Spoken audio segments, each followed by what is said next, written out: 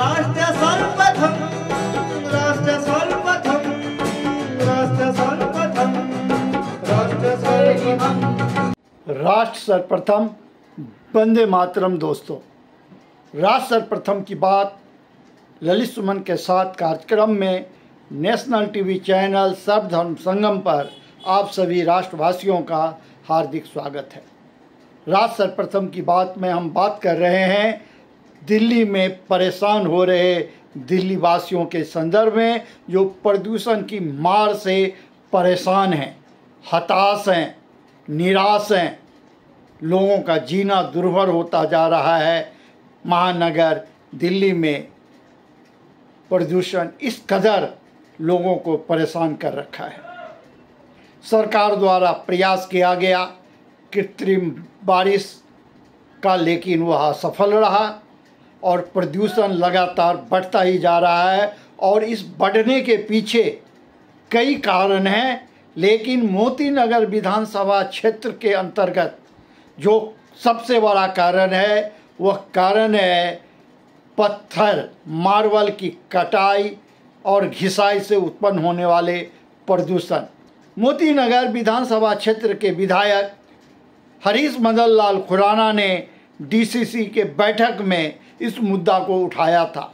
उसके मिनट्स में भी यह दर्ज है, यह सवाल, और करोलबाग जोन को इस पर कार्रवाई करने का आदेश भी दिया गया, लेकिन करोलबाग जोन अभी तक उस पर कार्रवाई करने की जगह लीपापोती करने का काम कर रहा है। और ये भ्रष्टाचारी, लोगों के जीवन से खिलवाड़ करने वाले, पत्थर की कटाई करने वाले, पत्थर की घिसाई करने वाले और प्रदूषण फैलाने वाले धन्ना सेठ रात दिन प्रदूषण फैला रहे हैं और उन्हें देखने वाला, रोकने वाला कोई नहीं है। मोती नगर विधानसभा क्षेत्र के कीर्ति नगर क्षेत्र में जवाहर कैंप में बड़े पैमाने पर इस प्रकार से पत्थर की घिसाई, कटाई और पॉलिशिंग का कार्य किया जा रहा है। इस संदर्भ में डीआईडी न्यूज, राष्ट्र सर्वप्रथम और नेशनल टीवी चैनल सर्वधर्म संगम ने पहले भी खबर चलाया था और आगाह किया था। मोती नगर विधानसभा क्षेत्र के विधायक के संज्ञान में जब यह बातें आई तो उन्होंने अपने दायित्व का निर्वाह करते हुए डीसीए की बैठक में उन्होंने इस मुद्दे को गंभीरता से उठाया और करोलबाग जोन को इस पर सख्त कार्रवाई करने का आदेश दिया गया।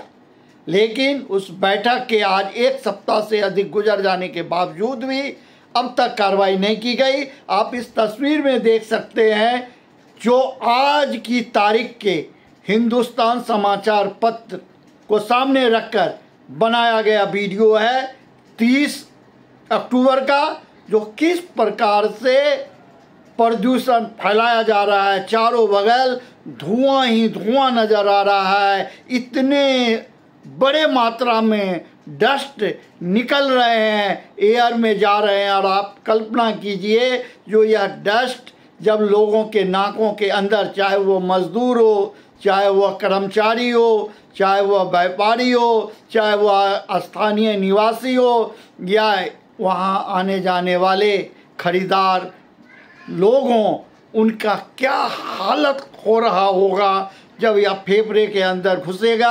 आप सभी लोगों को पता है जो यह डस्ट इतना खतरनाक है, जो अगर एक बार बीमारी हो जाए तो इसका उपचार करना भी कठिन होता है। आप सभी लोग इस मसले को गंभीरता से न सिर्फ देखिए बल्कि बचने का कोशिश कीजिए। और ये लोग जो क्षणिक लोभ के कारण, क्षणिक फायदे के कारण लोगों के जिंदगी के साथ ये मार्बल व्यापारी खिलवाड़ कर रहे हैं, जो प्रतिबंधित है, जो आप कटिंग नहीं कर सकते, आप पॉलिश नहीं कर सकते खुले में, और लगातार ये कर रहे हैं।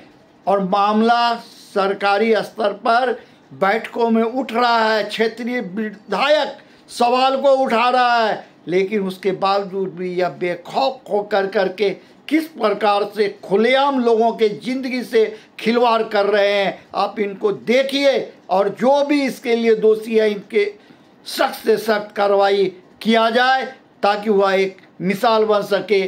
संपूर्ण दिल्ली के लोग परेशान हैं, हताश हैं। इस प्रदूषण के कारण लोग घरों के अंदर दुबक रहे हैं, उनको सांस लेने में परेशानी हो रही है।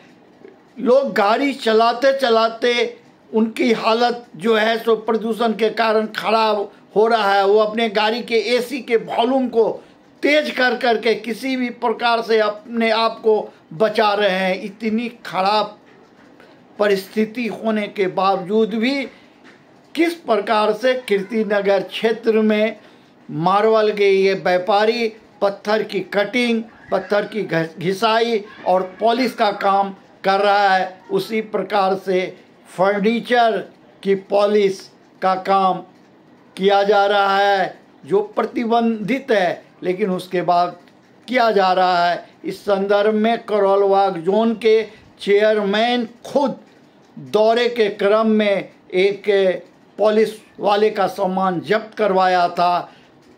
जब वो कीर्तिनगर के दौरे पर गए थे तो मार्बल व्यापारी जो घिसाई का कटाई का काम कर रहा था उसके भी सामान को उन्होंने जब्त कराया था, लेकिन कहीं कोई कानून नज़र ही नहीं आ रहा है। जबकि यह मामला डीडीसी की बैठक में विधायक द्वारा उठाया गया, उसके बावजूद भी आज एक सप्ताह से अधिक गुजर गया लेकिन कोई कार्रवाई नहीं हुई। आप इस तस्वीर को देखिए, ध्यान से देखिए, जो किस प्रकार से प्रदूषण फैलाने का काम किया जा रहा है। आप अन्य खबरों के लिए बने रहें नेशनल टीवी चैनल सर्वधर्म संगम पर। जिला मजिस्ट्रेट पश्चिम का कार्यालय राजस्व विभाग दिल्ली सरकार द्वारा पश्चिम जिले की जिला विकास समिति की बैठक शिवाजी प्लेस राजा गार्डन स्थित जिला कार्यालय में आयोजित की गई। बैठक में सुश्री वंदना राव जिला मजिस्ट्रेट पश्चिम अधिकारियों सहित उपस्थित रही। बैठक के दौरान विधायक हरीश खुराना ने क्षेत्रीय स्तर पर जन सुविधाओं और स्वच्छता से जुड़े कई महत्वपूर्ण मुद्दे उठाए। उन्होंने कहा कि निर्माण कार्यों के दौरान मानक संचालन प्रक्रिया का पालन सुनिश्चित किया जाना चाहिए, क्योंकि निर्माण मलबा और धूल नालियों में जाकर रुकावट पैदा करते हैं, जिससे जल निकासी प्रभावित होती है। इस पर उन्होंने निर्माण गतिविधियों की नियमित निगरानी की सिफारिश की। इस पर एमसीडी पश्चिम, करोलबाग, नरेला, रोहिणी जोन को आवश्यक कार्रवाई करने के निर्देश दिए हैं। श्री खुराना ने आगे रमेश नगर बी ब्लॉक स्थित कन्या विद्यालय की टूटी हुई सीमा दीवार की मरम्मत का मुद्दा उठाया। समिति द्वारा इस पर पीडब्ल्यूडी और आरडीई पश्चिम को मरम्मत कार्य शीघ्र आरंभ करने के निर्देश दिए गए। इसके अलावा उन्होंने विशेष रूप से बताया कि किस तरह मोतीनगर क्षेत्र विशेषकर जवाहर कैंप में संगमरमर और लकड़ी काटने के कार्यों से अत्यधिक धूल प्रदूषण फैल रहा है, जिससे स्थानीय निवासियों को स्वास्थ्य संबंधी समस्याओं का सामना करना पड़ रहा है। इस पर एमसीडी करोलबाग जोन को सुधारात्मक कदम उठाने का निर्देश दिया गया। बैठक में कमला नेहरू कैंप में झुग्गियों की बढ़ती संख्या पर भी चिंता व्यक्त की गई। श्री खुराना ने कहा कि अनधिकृत झुग्गियों के विस्तार को नियंत्रित करने के लिए एमसीडी करोलबाग जोन को सख्त कार्रवाई करनी चाहिए। अंत में उन्होंने कमला नेहरू कैंप और सब्जी मंडी क्षेत्र में बिना वैध लाइसेंस के संचालित मांस की दुकान को तुरंत बंद करने की आवश्यकता पर जोर दिया। इस संबंध में एमसीडी पश्चिम जोन और करोलबाग जोन को निर्देशित किया गया कि वे नियमानुसार लाइसेंस की जांच करें और उल्लंघन पाए जाने पर उचित कार्रवाई करें।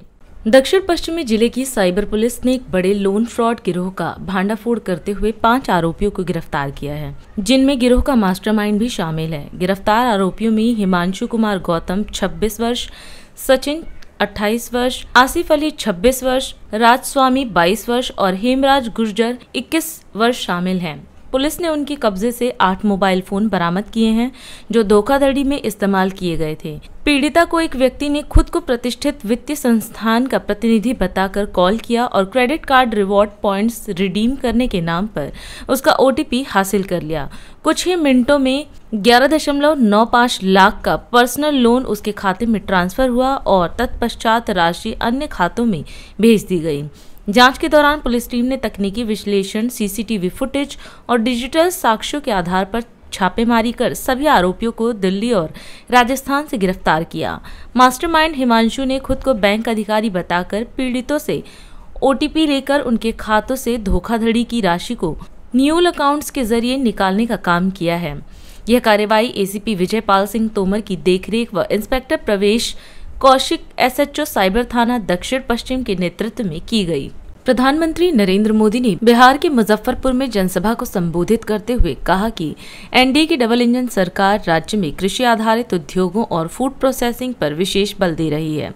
उन्होंने बताया कि सहकारी समितियों को मजबूती दी जा रही है और छोटे किसानों के हितों को प्राथमिकता मिल रही है। प्रधानमंत्री ने कहा कि पीएम किसान सम्मान निधि योजना इसका जीता जागता उदाहरण है, जिसके तहत सिर्फ मुजफ्फरपुर के किसानों के खातों में करीब 1,500 करोड़ रुपए जमा किए जा चुके हैं। उन्होंने जिले में हुए विकास कार्यों का जिक्र करते हुए जनता से एनडीए सरकार को फिर से चुनने की अपील की। बिहार के हर जिले में कुछ न कुछ ऐसा है जो दुनिया के बाजार में छा सकता है। और साथियों, मेरा सपना है कि दुनिया की हर रसोई में कोई न कोई खाने का ऐसा पैकेट जरूर हो जो मेड इन इंडिया हो, मेड इन बिहार हो। ये काम बिहार का किसान और नौजवान कर सकता है।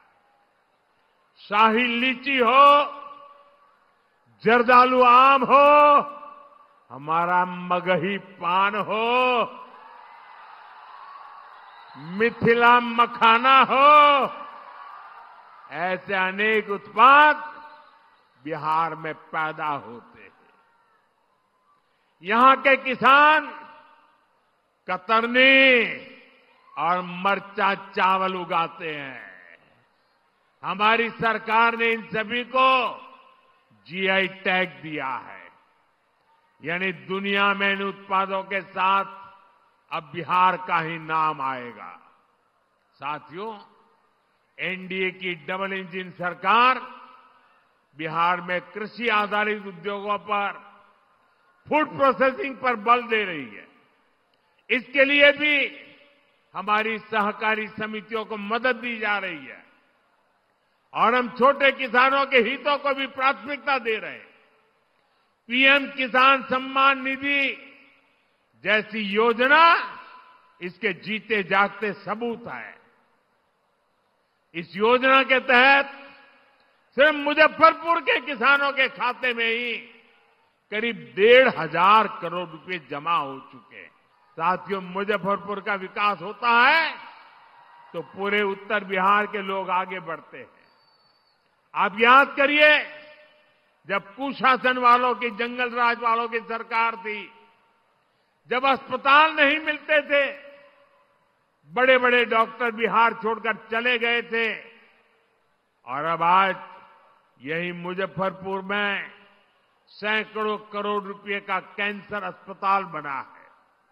मुजफ्फरपुर मोतिहारी एलपीजी पाइपलाइन, इस प्रोजेक्ट के कारण अब बहनों की रसोई तक सस्ती गैस पहुंच रही है। साथियों, मुजफ्फरपुर की दरभंगा, पटना और छपरा के साथ कनेक्टिविटी सुधर गई है।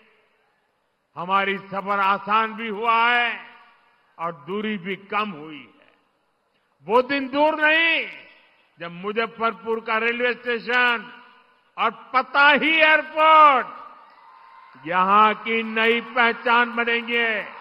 आपको पता ही है, एनडीए सरकार ने मुजफ्फरपुर की किसान चाची का नाम आप जानते हैं। मुजफ्फरपुर का ही नहीं, पूरे बिहार का गौरव है। किसान चाची राजकुमारी देवी जी को हमने पद्मश्री अवार्ड से सम्मानित किया। साथियों, बिहार के चुनावी संग्राम में अब 2 युवकों की जोड़ी ने, जो अपने आप को युवराज ही मानते हैं, इन 2 युवराजों ने झूठे वायदों की दुकान खोल दी है। साथियों, इन्हें जो चीज एक साथ ले आई है वो है सत्ता का लालच। मैं जानता हूं बिहार के लोग आरजेडी कांग्रेस के झांसे में नहीं आएंगे, फिर एक बार एनडीए सरकार बनाएंगे। साथियों, बिहार अब विकास की रफ्तार पकड़ चुका है। यहां इस क्षेत्र में 6 नवंबर को मतदान है। आपको अपना वोट बिहार की समृद्धि का नया रास्ता बनाने के लिए करना है। मेरी बात याद रखिएगा, पहले मतदान फिर जलपान। आप सभी का बहुत बहुत धन्यवाद। अभी समय है एक ब्रेक का, हम चलते हैं ब्रेक पर। आप कहीं जाए नहीं, छोटा सा ब्रेक। श्रेया फर्निशिंग लेकर आया है आपके लिए होम कलेक्शन, जिसमें आपको मिलता है upholstery fabric, designer curtains, home and office decoratives, carpets and sofa cover कम से कम दाम में कीर्ति नगर में आपके लिए उपलब्ध है। Kamal Buildtech Private Limited, fulfilling promises. With our professional team and experience of delivering projects, in past we guarantee you peace of mind and top quality work in an affordable price. राष्ट्र सर्वप्रथम की बात कार्यक्रम में break के बाद एक बार फिर आप सभी राष्ट्रवासियों का स्वागत। प्रधानमंत्री नरेंद्र मोदी ने मुजफ्फरपुर में एक रैली के दौरान राष्ट्रीय जनता दल पर तीखा हमला बोला और इस पर बिहार को जंगलराज के युग में धकेलने का आरोप लगाया। कांग्रेस सांसद प्रियंका गांधी वाड्रा ने कहा कि महिलाएं देश की आधी आबादी हैं और जब वे अपनी ताकत को सामूहिक रूप से राजनीतिक ताकत के रूप में इस्तेमाल करेंगी तो वे देश की दिशा तय कर सकती हैं। गन्ने का समर्थन मूल्य प्रति क्विंटल 30 रुपए बढ़ाने को लेकर मुख्यमंत्री योगी आदित्यनाथ ने कहा कि बीते 11 वर्षों में प्रधानमंत्री नरेंद्र मोदी के नेतृत्व में किसान संपन्नता की राह पर चल रहा है। एमसीडी के 12 वार्डों में होने वाले चुनाव के लिए भाजपा ने सांसदों को औपचारिक जिम्मेदारियों से दूर रखते हुए सारा भरोसा मंत्रियों और विधायकों पर जताया है। कर्नाटक के यादगिरी जिला प्रशासन ने अखिल भारतीय कांग्रेस कमेटी के अध्यक्ष मल्लिकार्जुन खड़गे के पूर्व विधानसभा क्षेत्र गुरमितकल में आरएसएस के पथ संचलन के लिए सशर्त अनुमति दे दी है। पंजाब में पराली जलाने की इस मौसम की सबसे अधिक 283 घटनाएं हुई। आधिकारिक आंकड़ों में यह जानकारी सामने आई है। नवीनतम वृद्धि के साथ 15 दिसंबर से अब तक पराली जलाने की कुल मामलों की संख्या 1216 हो गई। मध्य प्रदेश के धार जिले में एक निर्माणाधीन रेलवे पुल पर काम कर रही क्रेन पलटकर एक ट्रक पर गिर गई, जिससे 2 लोगों की मौत हो गई और कुछ अन्य लोगों के फंसे होने की आशंका है।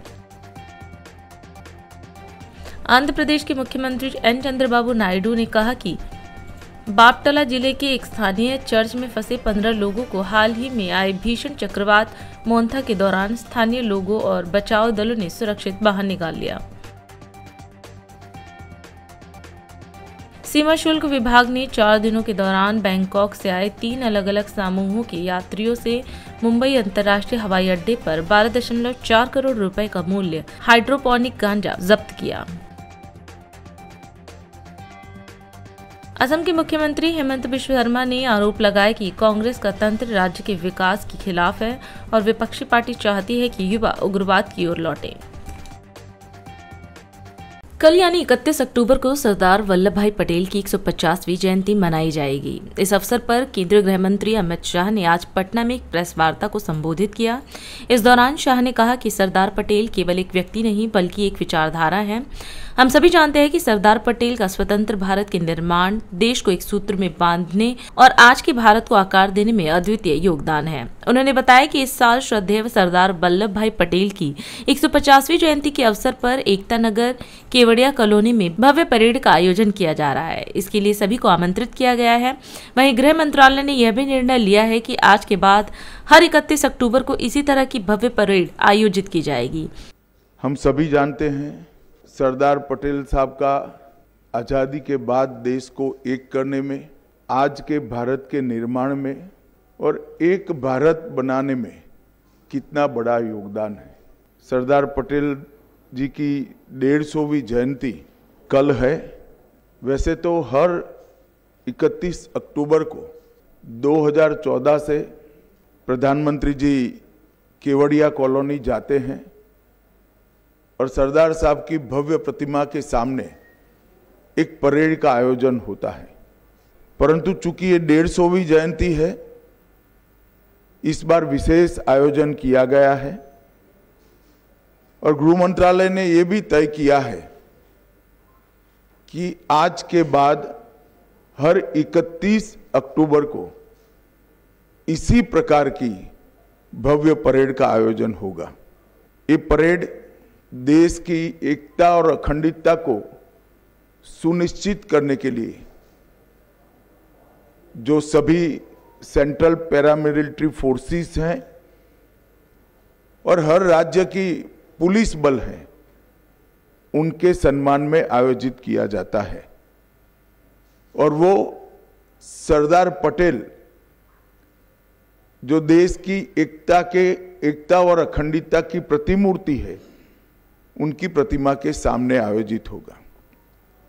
इस बार रन फॉर यूनिटी को भी बड़े स्तर पर आयोजित करने का निर्णय लिया गया है। देश के सभी राज्य, केंद्र शासित प्रदेश, जिला, पुलिस स्टेशन, सभी स्कूल्स और यूनिवर्सिटी में रन फॉर यूनिटी का आयोजन हुआ है। उसके बाद देश का प्रत्येक नागरिक देश की एकता और अखंडता के लिए शपथ लेने का भी कार्यक्रम आयोजित किया गया है। इस बार विशेष 150वीं जयंती के उपलक्ष्य में एक भारत पर्व का आयोजन एकता नगर में किया है, जो 1 नवंबर से 15 नवंबर भगवान बिरसा मुंडा की जयंती तक चलेगा। और 15 नवंबर को जनजाति संस्कृति और उनके सांस्कृतिक कार्यक्रमों की एक भव्य कार्यक्रम के साथ इसका, जिसमें देश भर की जनजातियों के सांस्कृतिक विविधताएं, खाद्य परंपराएं, पोशाक की परंपराएं, शिल्पकला, लोक कला और संगीत का एक अद्भुत समन्वय बनाया जाएगा।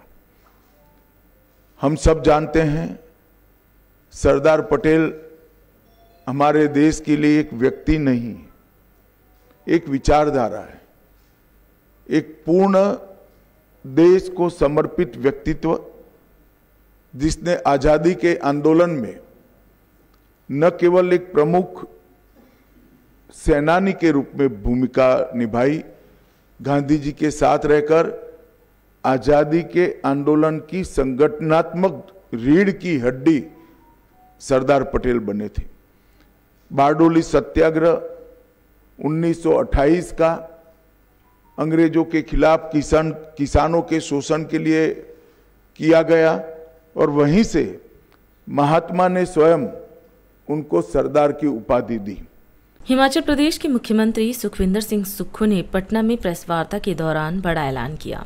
उन्होंने कहा कि अगर बिहार में महागठबंधन की सरकार बनी तो राज्य में ओल्ड पेंशन योजना लागू की जाएगी। सुक्खू ने नीतीश कुमार सरकार पर निशाना साधते हुए कहा कि 20 साल की सरकार के बावजूद बिहार में अपेक्षित विकास नहीं हुआ है। उन्होंने बताया कि हिमाचल में राहुल गांधी की सोच के तहत 1,36,000 कर्मचारियों को ओल्ड पेंशन स्कीम का लाभ मिल रहा है। इसके साथ ही हिमाचल के मुख्यमंत्री ने अपील की कि बिहार की जनता बदलाव के लिए वोट करे। बिहार में चुनाव होने जा रहे हैं और 20 साल से सरकार यहाँ विपक्ष की है, नीतीश कुमार जी की सरकार है। मैं आती बार बिहार एयरपोर्ट से आ रहा था। 20 साल से जो लोग सत्ता में होते हैं उसमें कुछ ना कुछ व्यवस्था परिवर्तन नज़र आता है। मैं इतना कहना चाहता हूँ, जहाँ 64% लोग मात्र 67 रुपये पर जीते हों, वो बिहार की कहानी अपने आप बयां कर रही है। बदलाव की ज़रूरत है और बदलाव हमेशा अच्छे के लिए होता है।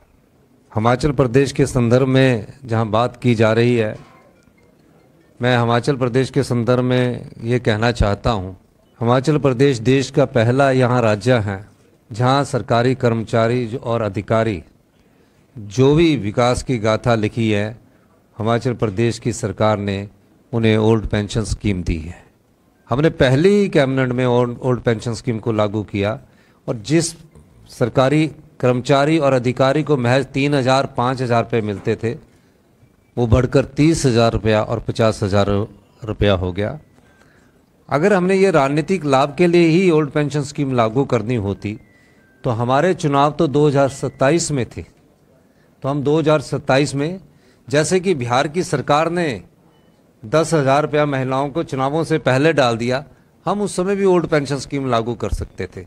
लेकिन कांग्रेस पार्टी की हमेशा से प्रतिबद्धता रही है, राहुल गांधी जी की एक सोच रही है कि जो कहा है उसे करना है। इस दृष्टिकोण से हमने ओल्ड पेंशन स्कीम सरकार बनने के पहले महीने से लागू कर दी और आज 1,36,000 सरकारी कर्मचारी हमारे ओल्ड पेंशन स्कीम के पात्र है। लागू ही नहीं की, जो नए आने वाले सरकारी नौकरियां हैं उसमें भी ये शुरुआत किया है, इसको शुरू किया गया है। इसके अलावा हिमाचल प्रदेश देश का पहला ऐसा राज्य है जहां दूध पर मिनिमम सपोर्ट प्राइस मिलता है, यानी कि हम ग्रामीण अर्थव्यवस्था को मजबूत करने के लिए ग्रामीण अर्थव्यवस्था के विभिन्न पहलुओं को हमने पहचाना। हमारे किस प्रकार से हम अपने उद्योगों को, डेयरी उद्योग को विकसित कर सकते हैं, और हमने अपने पशुपालक जो हमारे गाय रखते हैं या भैंस रखते हैं, 1 लीटर पर हिमाचल प्रदेश की सरकार जो कृषि पशुपालक है 51 रुपये प्रति लीटर के हिसाब से दूध की सरकार खरीद करती है, MSP दिया जाता है। ये हम इसलिए कह रहे हैं कि हम चाहते हैं कि बिहार के सरकारी कर्मचारी और अधिकारी जिन्होंने बिहार में काम किया है, अपने जीवन के 25 से 30 साल दिए हैं, उन्हें सामाजिक सुरक्षा मुहैया करवाई जाए। और सामाजिक सुरक्षा मुहैया करवाने का दायित्व हमारी गठबंधन सरकार का होगा, वो उन्हें ओल्ड पेंशन स्कीम देंगे।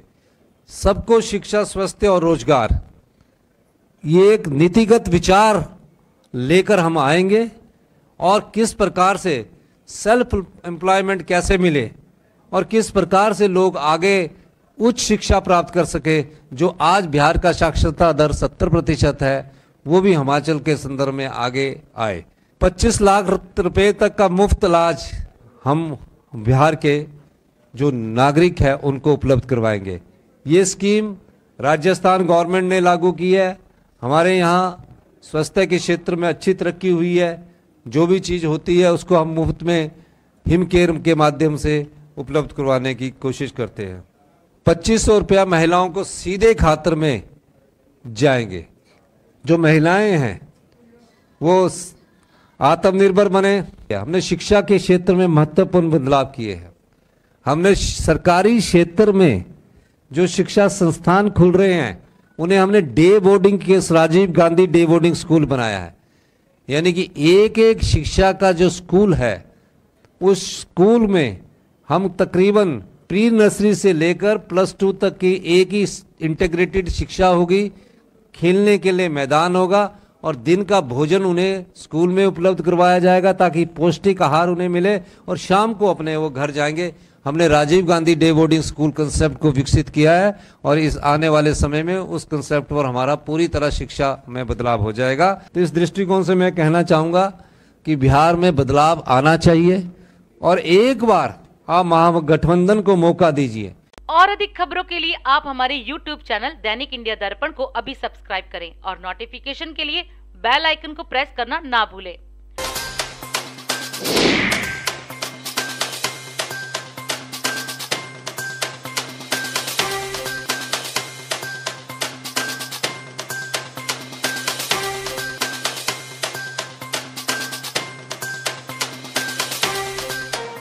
आज हम इस कार्यक्रम में आपसे विदा लेते हैं। आप अन्य खबरों के लिए बने रहे। राष्ट्र सर्वप्रथम, वंदे मातरम, जाग उठा है भारत। राष्ट्र सर्वप्रथम, राष्ट्र सर्वप्रथम, राष्ट्र सर्वप्रथम, राष्ट्र सर्वप्रथम।